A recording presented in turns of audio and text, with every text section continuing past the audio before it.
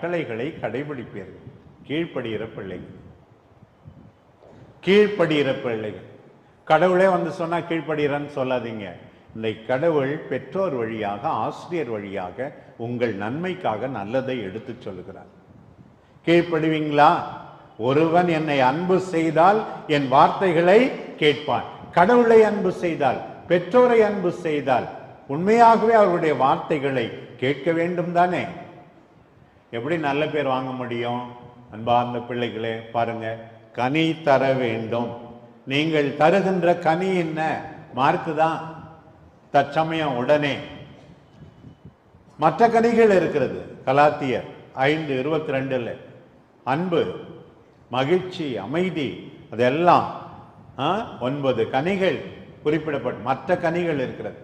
உண்மையாகவே நீங்கள் கஷ்டப்பட்டு உழைத்து எல்லாரையும் மகிழ்ச்சியாய் வைத்திருப்பது